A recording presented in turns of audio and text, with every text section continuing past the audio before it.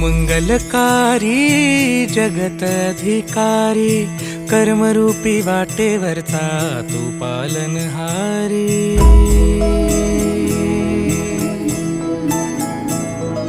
तू मंगलकारी जगत अधिकारी कर्मरूपी वाटेवरचा तू पालनहारी। तू आरंभ तू विशेष तूच मुचा श्री गणेश। तू आरंभ तू विशेष तूच मुचा श्री गणेश। लंबोदर महाबल महागणपती गजानन। लंबोदर महाबल महागणपती गजानन।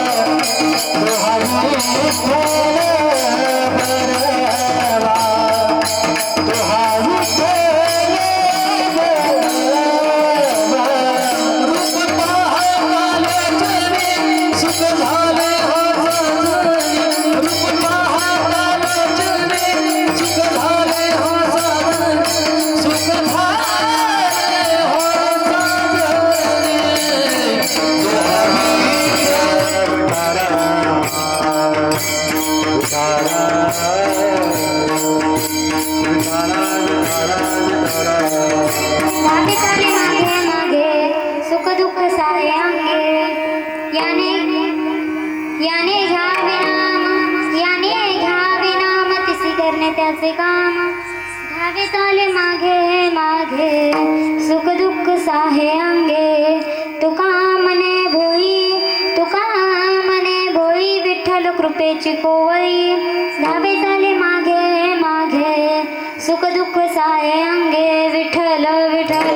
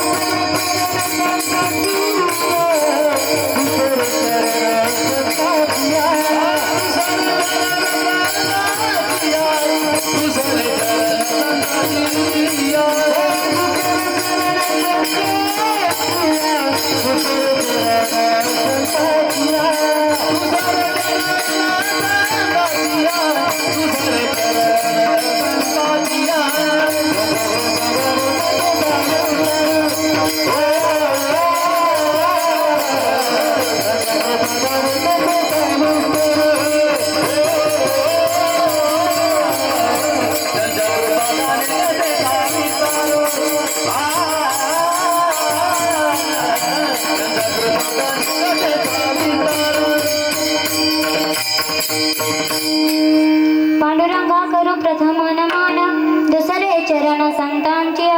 त्यांच्या कृपादाने कथेचा विस्तारू बाबाजी सद्गुरु दास तुका। जयांचे केल्या स्मरण होय सकळ विद्यांचे अधिकरण। त्याचे बंधू श्री गुरूंचे चरण ते नमस्कार माता। ओम नमो ज्ञानेश्वरा ओम नमो ज्ञानेश्वरा करुणा करा दयाळा। तुमचा अनुग्रह लादलो पावन झालो चराचरी मस्तक हे पायावर।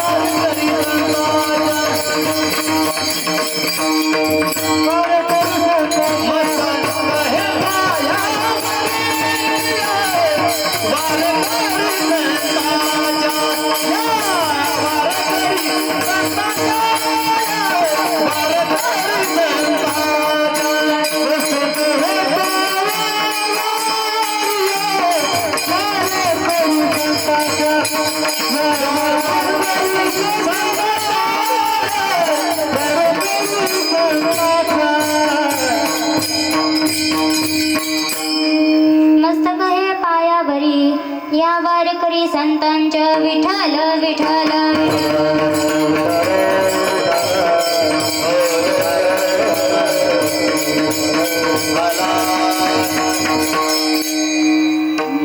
सोडिला संसार माया तयावरी फार धावे चाले मागे मागे सुख दुःख सारे अंगे प्रस्तुत प्राप्त प्रसंगी कीर्तन रूपी सेवेकरिता घेतलेला अभंग अनंत कृपा विभूषित विश्ववंद्य विश्वसंत वैराग्य शिरोमणी संत हृदय सम्राट संत श्रेष्ठ जगद्गुरु तुकोबाराय यांचा अभंग गाथ्यामध्ये असणारा 4 चरणांचा उत्कृष्ट असा अभंग कीर्तनरूपी सेवेकरिता घेतलेला आहे विठ्ठल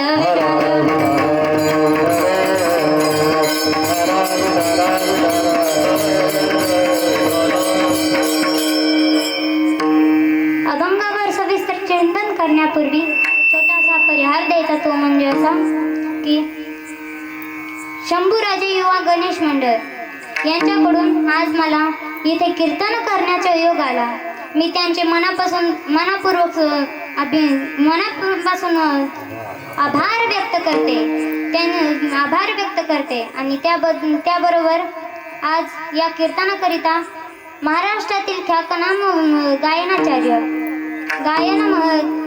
भजन सम्राट शरद महाराज काळे हरिभक्त परायण गुरुवर्य शरद महाराज काळे आणि त्याचबरोबर हरिभक्त परायण दीपक महाराज मते व साईनाथ महाराज असतील आणि आमचेच गुरुबंधू ज्येष्ठ गुरुबंधू हरिभक्त परायण ज्ञानेश्वर महाराज अवघड शास्त्री तेही आहेत.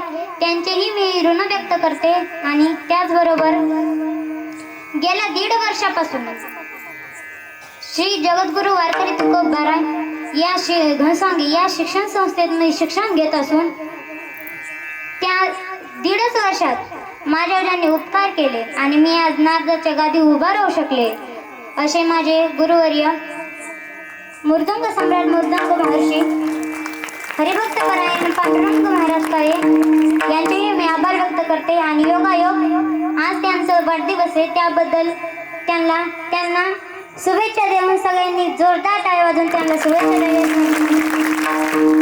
व माझ्या संस्थेतील हे माझे गुरुबंधू यांच्याही चरणी नतमस्तक होते व महिला मंडळ असतील पुरुष मंडळ असतील त्यांच्याही चरणी नतमस्तक होते आणि सेवेला प्रारंभ करते. विठ्ठल विठ्ठल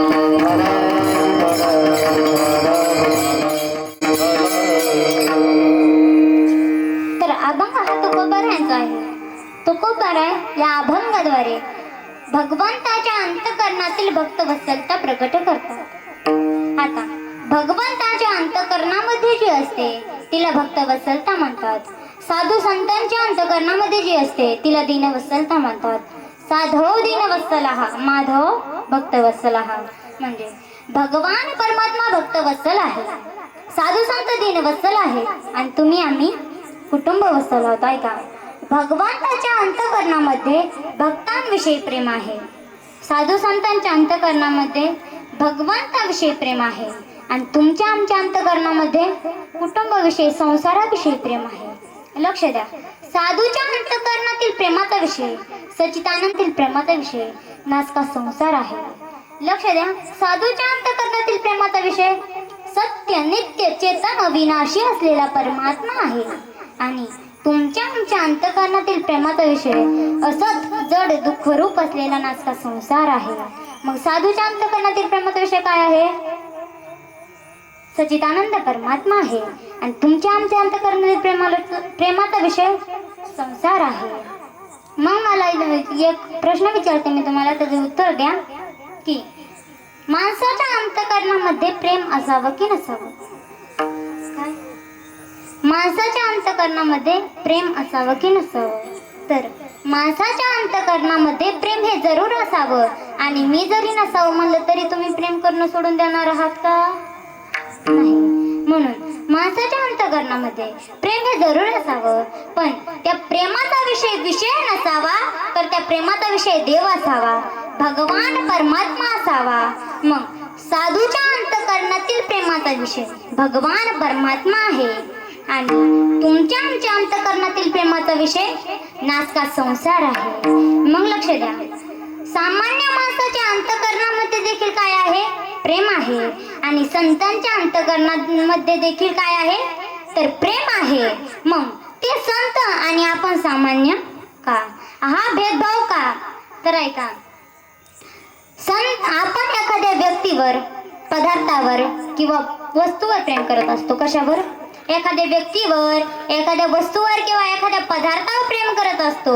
मग एखाद्या व्यक्तीवर, एखाद्या पदार्थावर किंवा एखाद्या वस्तूवर प्रेम केल्याच्या मोबदल्यात त्या प्रेमाच्या मोबदल्यात कालांतराने आपल्या पदरात काय पडतं? काय पडतं? सुख पडतं की दुःख पडतं? काय पडतं? दुःख पडतं. मग दुःख पडतं तरी आपण प्रेम केल्याशिवाय राहत नाही.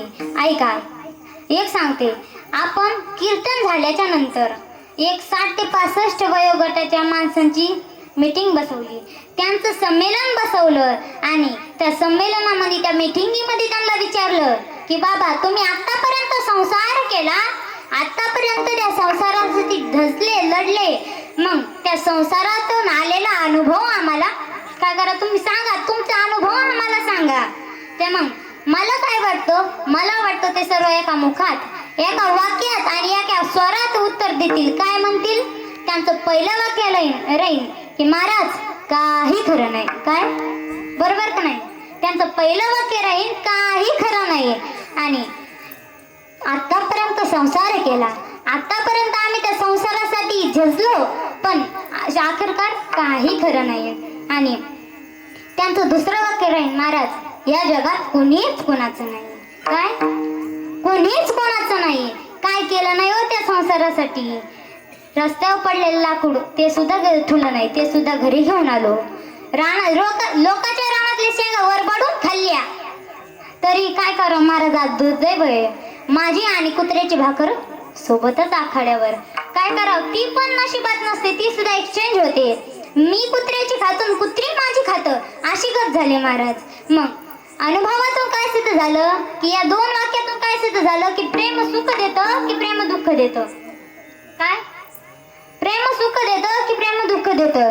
तर प्रेम सुख देतं की प्रेम दुःख देतं, हे त्या प्रेमाचा विषय काय आहे याच्यावर अवलंबून आहे. आणि हाच प्रश्न आपण संतांना विचारला की संत काय म्हणतात? समाधान प्रेमाविना नाही समाधान.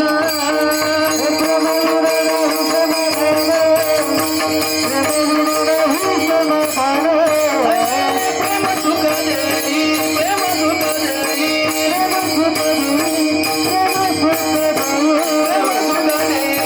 प्रेम सुख देई, प्रेम सुख देई,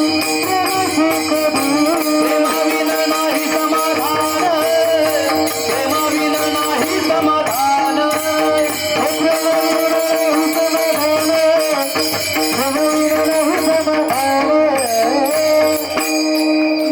हाच प्रश्न आपण संतांना विचारला तर संत काय म्हणतात? प्रेम सुख देई, प्रेम सुख देई, प्रेमाविना नाही समाधान. आता प्रमाणाने हे सिद्ध झालं की प्रेम सुख देतं आणि अनुभवाने काय सिद्ध झालं की प्रेम दुःख देतं. मग प्रेम सुख देतं की प्रेम दुःख देतं? आपण निर्णय काय घ्यायचा? नेमकं प्रेम सुख देतं की प्रेम दुःख देतं? तर प्रेम सुख देतं की प्रेम दुःख देतं, हे ते प्रेमाचा विषय काय आहे याच्यावर अवलंबून आहे. आता एक विचारते, प्रेम सुख देतं की प्रेम दुःख देतं, हे काय त्याच्या प्रेमावरच्या विषयावर अवलंबून असतं. काम, क्रोध, लोभ, स्वार्थ, अहंकार हे विकार साधूच्या अंतःकरणात आहेत की नाहीत? काय? काम, क्रोध, लोभ, स्वार्थ, अहंकार हे विकार साधूच्या अंतःकरणात आहेत की नाहीत? तर हे विकार साधूच्याही अंतःकरणामध्ये आहेत. पण साधूच्या अंतकरणात आहे, पण त्या विकारांचा विषय, साधूच्या अंतकरणातील विकारांचा विषय हा विषय नाही तर देव आहे. ते विकार आपल्याही अंतकरणामध्ये आहेत. आता प्रमाण देते ऐका. ज्ञानोबा काय म्हणतात, ते माझेनी कामेच काम, ते माझेनी प्रेमेच प्रेम, ते माझेनी भुलस प्रेम नेनती लोका, ते अहंकारू वाहता अंगी, आम्ही हरीचे भूषवया लागी, ते लोभे एकच जगी माझेनी लोभे. या ओव्यांनी काय सिद्ध केलं की काम, क्रोध, लोभ, स्वार्थ, दंभ, अहंकार हे सर्व विकार साधूच्या अंतकरणात देखील आहेत. पण त्या साधूच्या अंतकरणातील प्रेमाचा, हे विकारांचा विषय हा विषय नाही तर काय आहे, देव आहे. मग ज्या दिवशी विकारांचा विषय हा देव बनेल त्या दिवशी माणसाला खरं सुख प्राप्त होईल. ऐका, एक सांगते, रजोगुण असल्याशिवाय मृदंग वाजवता येत नाही. अरे आपल्याला जर शुद्ध सत्व गुण असता तर हा हात उचलून इथं ठेवावा असं सुद्धा वाटलं नसतं. पण तो रजोगुण आपण मृदंग वाजवण्यासाठी वापरला तर तो रजोगुण आपल्याला सत्वगुणाच्याही पुढे नेऊन ठेवतो. माझ्या बोलण्याचा आशय इतकाच आहे की विकार दुःख देत नाहीत. काय विकार दुःख देत नाहीत, तर त्या विकारांचा विषय काय आहे याच्यावर अवलंबून आहे. तर साधूच्या अंतकरणातील विकारांचा विषय काय आहे, देव आहे. काम, क्रोध, लोभ, स्वार्थ अवघा माझा पंढरीनाथ, पंढरीला जावं हा साधूच्या अंतकरणातील काय आहे, कामच आहे. किती सांगू तरी नायकती भटकीचे पुढे सिंधळीचे रडतील. एकनाथ महाराज जर काय म्हणले, एकनाथ महाराज म्हणले, काय माय गेली होती भूतापाशी, हरी नाही मुकाशी अरे मुडा. हा संताच्या अंतकरणातील काय आहे, क्रोधच आहे. पण संताच्या अंतकरणातील क्रोधाचा विषय, कामाचा विषय, लोभाचा विषय, अहंकाराचा विषय काय आहे, तो विषय न राहता कोण बनवला, साधूंनी तो देव बनवला. आणि ज्या दिवशी विकारांचा विषय हा देव बनेल, भगवान परमात्मा बनेल, त्या दिवशी माणसाला खरं सुख प्राप्त होईल. ऐका, अवघ्या महाराष्ट्राचे गुरुजी, संपूर्ण महाराष्ट्राचे गुरुजी, प्राप्त स्मरणीय शांती ब्रह्म कोरेकर बाबा यांच्या मुखातलं वाक्य आहे. ते काय म्हणतात, ते म्हणतात, साधूच्याही अंतकरणामध्ये मम असतो आणि संसारिकाच्याही अंतकरणामध्ये काय असतो, मम असतो. पण साधूच्या अंतकरणातील मम हा व्यापक असतो आणि संसारिकाच्या अंतकरणातील मम हा कसा असतो, परिच्छिन्न असतो. आणखी सोपं करून सांगताय का, साधूच्या अंतकरणातील प्रेमाला काय असते, मर्यादा नसते. आणि आपल्या अंतकरणातील प्रेमाला काय असते, मर्यादा असते. आपण जर कोणाला प्रेम करायला लागलो कसं, परिच्छिन्न मनाने आपण त्याच्यावर काय करत असतो, प्रेम करत असतो. पण साधूच्या अंतकरणातील प्रेमाचा विषय, जे साधूच्या अंतकरणातील प्रेम हे व्यापक असतं आणि तुमच्या आमच्या अंतकरणातील प्रेमाचा विषय, संसारिकाच्या अंतकरणातील प्रेम हे परिच्छिन्न असतं. ऐका, एक विचारते, आता साधूला कुटुंब असतं की, साधूला घर असतं की नसतं, काय साधूला घर असतं की नसतं, साधूला घर हे असतं आणि तुम्हाला आम्हाला घर असतं की नसतं, काय झोपल्या नाही ना, हां साधूला घर असतं की नसतं, तर साधूला घर असतं. आणि तुम्हाला आम्हाला घर असतं की नसतं, तर तुम्हाला आम्हाला देखील घर असतं.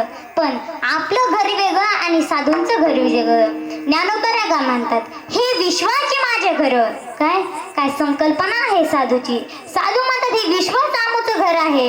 आणि आपल्या साधूला एवढंच नाही तर तुकोबारा सुद्धा म्हणतात, आमुचा स्वदेश भुवन त्रयामध्ये वास, माय बापाची लाडकी.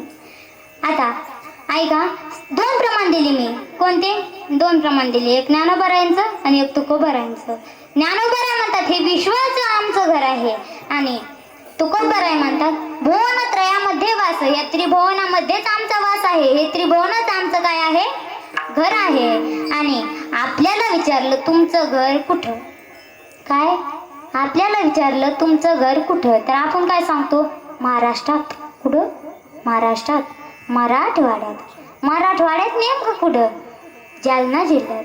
जालना जिल्ह्यात कुठं, घनसावंगी तालुक्यात. घनसावंगी तालुक्यात कुठं, तीर्थपुरीजवळ. तर तीर्थपुरीजवळ नेमकं कुठं? मुरम्याजवळ ते उडान कंटाळी पाशी 3 किलोमीटरवरच. अहो नेमकं त्यात कुठं? टेंबी अंतरवाली नाही का? तेच म्हणजे त्यातलं नेमकं कुठं? टेंबी अंतरवाली नेमकं कुठं? गावात शिरलं की लेंडी नाही का? लेंडी पशी नेमकं कुठं? लेंडी पशीच नाही का ते बंगला? हा, त्या बंगल्यातलं नेमकं कोणतं? तर त्या बंगल्यातल्या आतली खोली आहे का? ती खोली पठ्ठ्याची. काय? ती खोली पठ्ठ्याची. मग मला सांगा, तेवढं पूर्ण बंगला म्हणायची सुद्धा आपली काय आहे? हिंमत नाहीये. मग आपली संकल्पना बघा आणि साधूची संकल्पना बघा. साधू काय म्हणतात? हे विश्वाची माझे घर.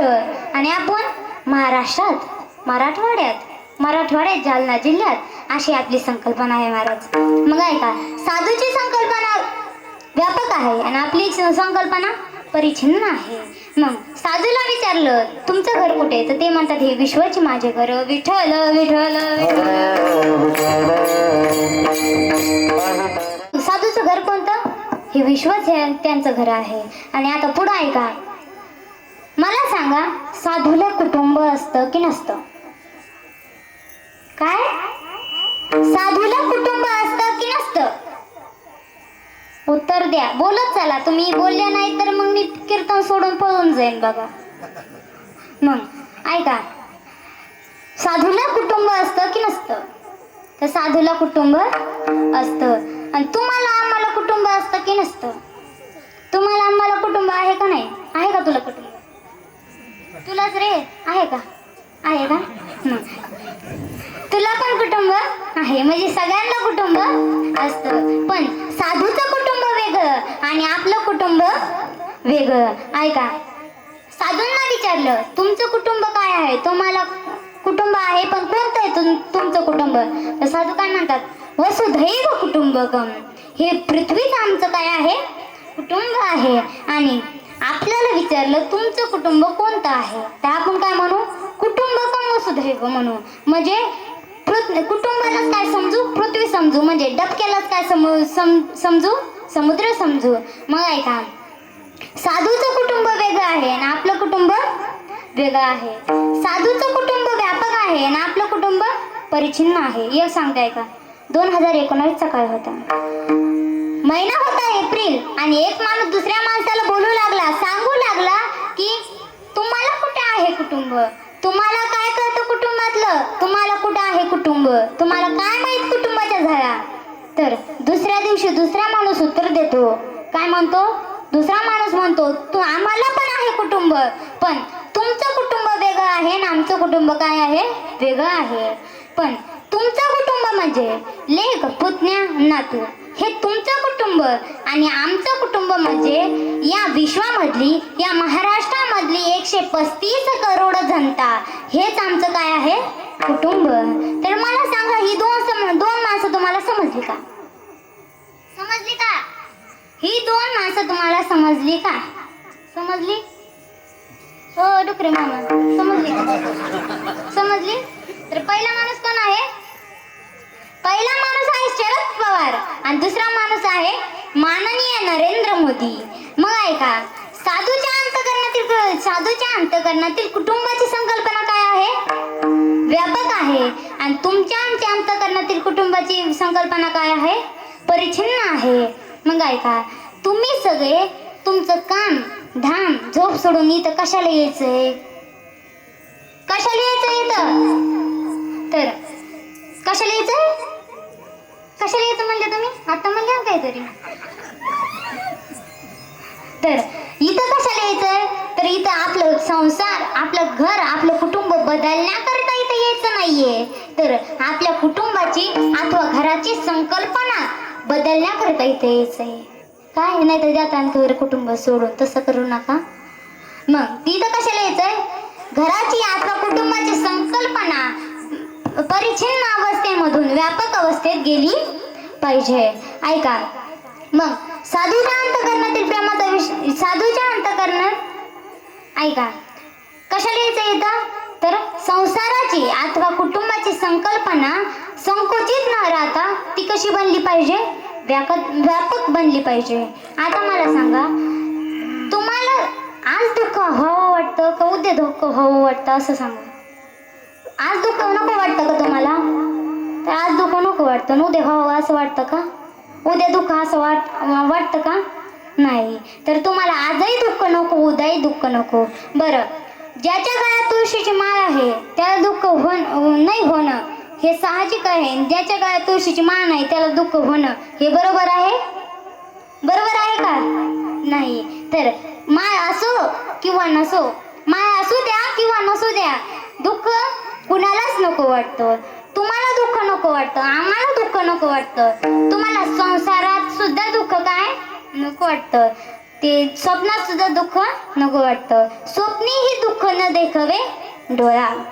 म्हणजे तुम्हाला संसारातही दुःख नको वाटतं आणि तुम्हाला संसारात सुद्धा दुःख स्वप्नात सुद्धा दुःख नको वाटत असेल तरी मी सांगते तेवढा मंत्र तुम्ही काय करायचा?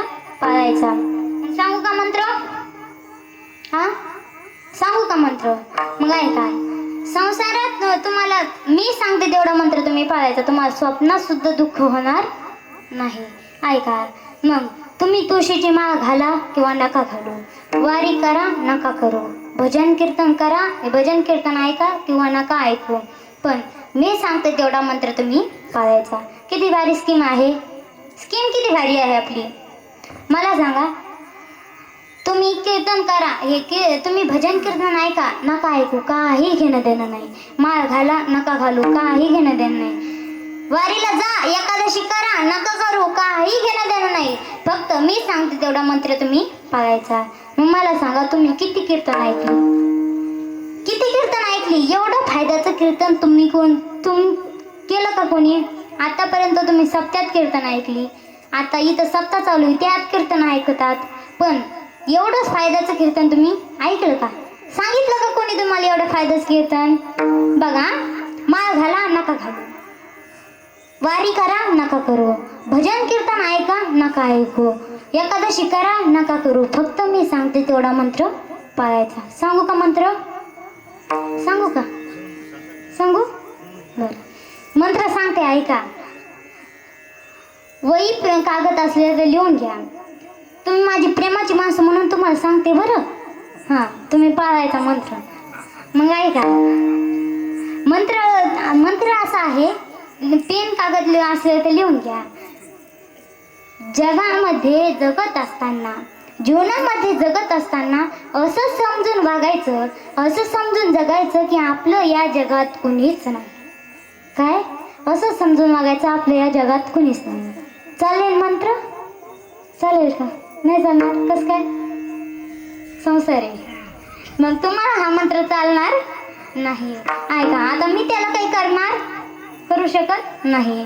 स्कीम किती भारी होती. माळ घाला नका घालू, भजन कीर्तन ऐका नका ऐकू, एकादशी करा नका करू, वारीला जा नका जाऊ, फक्त मी सांगते तेवढा मंत्र पाळायचा होता. तुम्ही म्हणता महाराज स्कीम लय भारी होती, तुम्ही गुंतवणूकच लय फार अवघड सांगितली. गुंतवणूक काय होती? या जगात तुमचं कुणीच नाही असं समजून वागायचं होतं, पण ते तुम्हाला जमणार आहे का? नाही. त्यात माझी काही गलती आहे का? नाही. तर ऐका, तुम्ही माझी प्रेमाची माणसं म्हणून मी तुम्हाला अजून पर्याय म्हणून अजून एक मंत्र सांगते. ध्यानात ठेवा, मंत्राचं पालन करायचं. ऐका, सांगू का? मग सांगू? करताना पालन जमन ना? मग सांगू का? हां, सांगते ऐका. मंत्र असा आहे, लिहून घ्या. या जगामध्ये जगत असताना हे संपूर्ण जगत आपलं आहे असं समजून वागायचं. काय जमन ना? आता हा मंत्र सोपा आहे, जमन ना? हे संपूर्ण जग आपलं आहे असं समजून वागायचं, जमन ना? जमतंय. मग काय करायचं? कीर्तन झाल्यानंतर, आता कीर्तन संपलं ना आपलं, कीर्तन झाल्यानंतर सगळ्यांच्या नावची एक एकर जमीन माझ्या नावची करायची. काय म्हणता? जमन ना डुकरे मामा? जमन ना? हां, मग काय करायचं? एक एकर जमीन माझ्या नावाकडची करायची. जमन का? तुमची कीर्तनापुरती हाव म्हणायची म्हणजे डेअरिंग नाहीये. श्री हरिभक्त परायण गायत्री दिदी ढवळे यांनी सर्वांना ज्ञानामृताचं भोजन दिलं, त्याबद्दल समस्त ग्रामस्थांच्या वतीने आणि शंभूराजे युवा गणेश मंडळ यांच्या वतीने गायत्रीच्या या ठिकाणी हार्दिक आभार व्यक्त करतो. फक्त 1.5 वर्षात म्हणजे 1.5 वर्षही पूर्ण झालं नाही. मागचं 1 वर्ष आणि या वर्षातलं फक्त 1 किंवा 2 महिने असतील. म्हणजे 13 ते 14 महिन्यामध्ये गायत्रीने आपल्या गावामध्ये दुसरं कीर्तन केलेलं आहे. ही सर्वांच्या करता आनंदाची गोष्ट आहे आणि त्याकरता सर्वांनी एकदा टाळ्या वाजवा. परंतु ऐका, साधू संतांनी सांगितलेले की काय म्हणतात, आपुले कोणीच नव्हती, निश्चय चित्ती दृढ झाला, बैसता संतांच्या संगती, कळ आले कमलापती. या चरणाचे 2 अर्थ होतात. काय या चरणाचे 2 अर्थ होतात. पहिला अर्थ होतो की बैसता संतांच्या संगती, कळ आले कमलापती. संतांच्या संगतीत बसल्यानंतर भगवान परमात्मा म्हणजे कमलापती कळू आले. आणि दुसरा अर्थ असा होतो की बैसता संतांच्या संगती कळू आले कमलापती, म्हणजे हे कमलापती संतांच्या संगती बैसता आपले कोणीच नव्हती हे कळू आले. काय बैसता संतांच्या संगती कळू आले कमलापती. दुसरा अर्थ काय होतो, हे कमलापती संतांच्या संगतीत बसल्यानंतर, नाही दुसरा अर्थ काय होतो, हे कमलापती संतांच्या संगतीत बसल्यानंतर आपले कोणीच नव्हती हे कळू आले. आणि तुकोबारांना पेशनो हे माझा सहज फिरत आलो, करू सत्ता कोणावरी कोठे स्थिर राहिलो, पाय डोळे पडता माझे मुखलेलो, परदेशी नाही कोणी अंध पांगुळ झालो. आता हे दोन्हीही मंत्र तुकोबारांनी आपल्या जीवनामध्ये अनुभवलेले आहेत. मग तुकोबारांना विचारलं, हे जग कुणाचं आहे, या जगात हे जग, मग हे जग तुमचं नाही तर कुणाचं आहे. तर तुकोबारा म्हणतात, जगताकारी झाली सत्ता, वारोनी केली परिधीनता, अवघ्या आपुलेच आता लाजन चिंता दुरावली. आता या दोन्ही मंत्राचं पालन तुकोबारांनी आपल्या जीवनामध्ये केलं. तुकोबारांनी या दोन्ही मंत्र आपल्या जीवनामध्ये अनुभवलेली आहेत. आता ऐका, माझा मुद्दा एवढाच आहे की भगवान साधू संतांच्या अंतःकरणातील प्रेमाचा विषय काय आहे, सच्चिदानंद परमात्मा आहे. आणि तुमच्या आमच्या अंतःकरणातील प्रेमाचा विषय संसार आहे. आणि भगवंताच्या अंतःकरणातील प्रेमाचा विषय भगवंताच्या अंतःकरणातील प्रेमाचा विषय भक्त आहेत. मग देवाला काय, भक्त आवडतात. कुणाला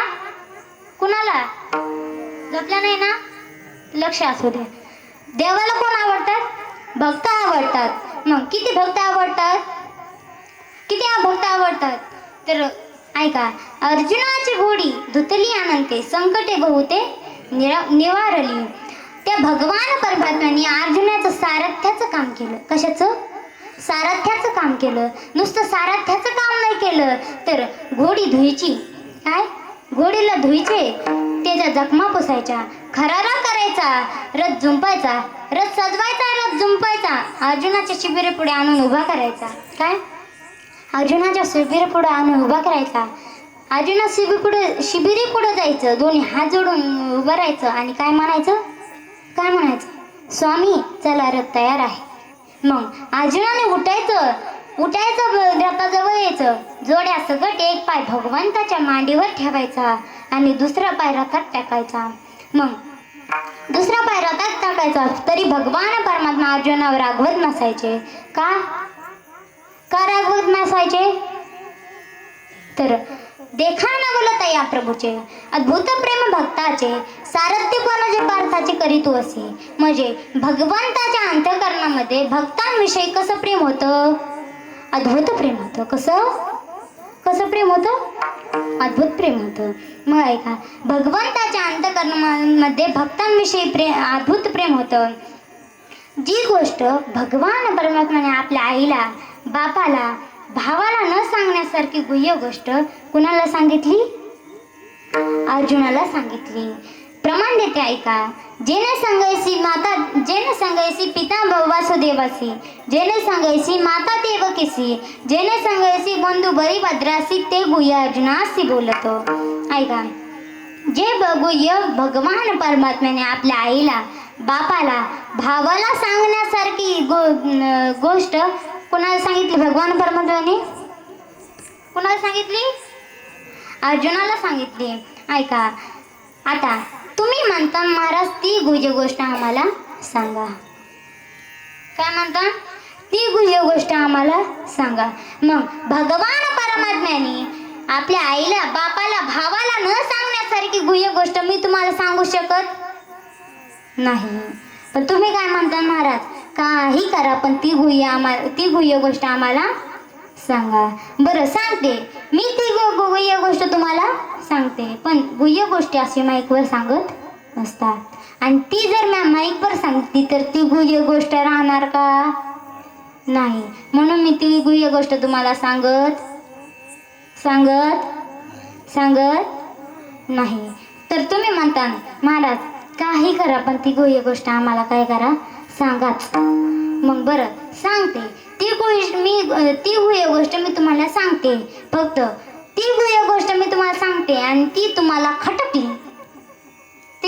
खटकली तर याला जबाबदार मी नाही. बरं नाही ते पण नाही. तर याला जबाबदार तुम्हीच. ऐका, ती गुह्य गोष्ट मी तुम्हाला सांगते, फक्त ती गुह्य गोष्ट तुम्हाला खटकली तर याला जबाबदार तुम्हीच. ऐका, आता सांगू का ती गुह्य गोष्ट? सांगू? बरं सांगते. जी गुह्य गोष्ट भगवान परमात्म्याने आपल्या आईला, बापाला, भावाला न सांगण्यासारखी गुह्य गोष्ट मी तुम्हाला सांगते. ध्यान देऊन ऐका. सांगू का? तर सांगते. ऐका, आपली स्वतःची सख्खी बहीण कशी पळवून न्यायचं हे भगवान परमात्म्याने अर्जुनाला सांगितलं. मग आहे का नाही? मी सांगण्यासारखं नाही, तुम्ही ऐकण्यासारखं नाही. ऐका, स्वतःची सख्खी बहीण कशी पळवून न्यायचं हे भगवान परमात्म्याने कोणाला सांगितलं? अर्जुनाला सांगितलं. तर ऐका, प्रमाण देते. तू संन्यासी होऊन जणी चोरून नेली माझी भगिनी, परी विकल्प धरी मनी मी तू दोन्ही स्वरूप एक. भगवान परमात्मा म्हणतात, एरवी मी अचक्षु आहे पण माझ्या भक्ताला पाहावं हे मला डोहाळं लागलं, म्हणून मी डोळे घेऊन आलो. पाहावा हे डोहाळे म्हणून अचक्षुषी माझं डोळे, हातेची निलेल्या कमळे पुजत आहे. भगवान सांगतात, एरवी मी विदेयी आहे पण माझ्या भक्ताला पाहावं हे, माझ्या भक्ताला आलिंगन द्यावं हे मला डोहाळं लागलं, म्हणून मी देह घेऊन आलो. तया संगाचे निसुरगडे मद विदेही देह धरणे घडे, किंबहुना आवडे निरुपम. ऐका, एरवी मला 2 भुजा आहेत. भगवान काय म्हणतात? एरवी मला 2 भुजा आहेत पण माझ्या भगवान परमात्म्याला मला आलिंगन द्यावं वाटलं, म्हणून मी काय जोवरी दोन्ही भुजा आलो घेऊनी आलिंगन लागुनी तयाचे अंग. भगवान सांगतात, एरवी मला देह नाही, मला एरवी डोळे नाहीत पण मला भक्ताला बघायचंय म्हणून मी डोळे घेऊन आलो.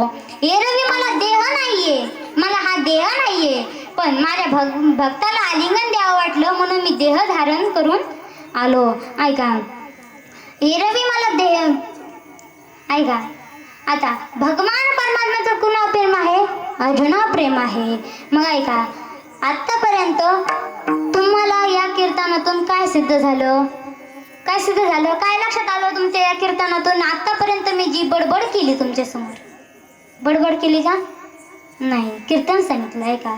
मी आतापर्यंत या कीर्तनातून तुमच्या लक्षात काय आलं की देवाचं कुणावर प्रेम आहे? भक्तांवर प्रेम आहे, अर्जुनावर प्रेम आहे. मग आता तुम्ही सगळे कीर्तनाला आलात. कोण? तुम्ही सगळे कीर्तनाला आलात. मग तुम्ही देवाचे कोण?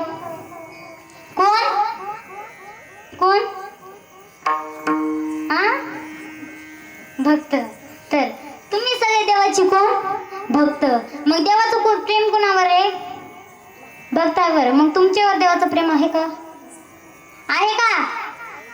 नाही. तर तुमचं देवाचं प्रेम तुमच्यावर नाही. कधी तुम्ही पंढरपूरला गेले आणि पंढरपूरला गेल्यावर त्या देवाने तुमच्या पाठीवरून हात फिरवला का? त्या देवाने कधी विचारलं का की शेती पाणी बरी आहे का, पाऊस पाणी बरी आहे का? आता पावसाची तर मर्यादाच राहिली नाही, पण म्हणायला पाऊस पाणी बरी आहे का असं काही विचारलं का त्या भगवान परमात्म्याने तुम्हाला? नाही. त्या भगवान परमात्म्याचा हात कधी तुमच्या पाठीवर पडलाय का? नाही पडला. तर त्या भगवान परमात्म्याचा नाही पडला, पण दर्शनाला वाकल्यानंतर ते ओढून लावणाऱ्या त्या यमाचा आपल्या हात पाठीवर काय पडतो? हात पडतो. ऐका, मग ऐका, त्या भगवान परमात्मा मला सांगा, त्या भगवान परमात्माचं प्रेम कोणावर आहे? भक्तांवर आहे. आपण कोण आहोत? भक्त आहोत. मग मला सांगा, आतापर्यंत त्या कीर्तनात काय सिद्ध झालं की भगवान परमात्म्याचं प्रेम कोणावर आहे? भक्तांवर आहे. हे बरोबर आहे. तुम्ही आम्ही कोण आहोत? भक्त आहोत. हेही बरोबर आहे. आणि तुमच्या माझ्यावर भगवंताचं प्रेम नाही, हे काय आहे? हे पण बरोबर आहे. मग मला सांगा, भगवंताचं प्रेम कोणावर आहे? तुमच्या आमच्यावर नाही. गीतेमध्ये भक्तांचे 4 प्रकार सांगितलेले आहेत. 4 प्रकार सांगितलेली आहेत. पहिला आर्थू म्हणजे, दुसरा जिज्ञासू जाणीजे, तिसरा अर्थार्थी म्हणजे ज्ञानिया चौथा. आता मग चौथीची ठाई काहीच करणे नाही. ऐका, किती प्रकार आहेत गीतेमध्ये? भगवान परमात्मा गीतेमध्ये भक्ताचे 4 प्रकार सांगतात.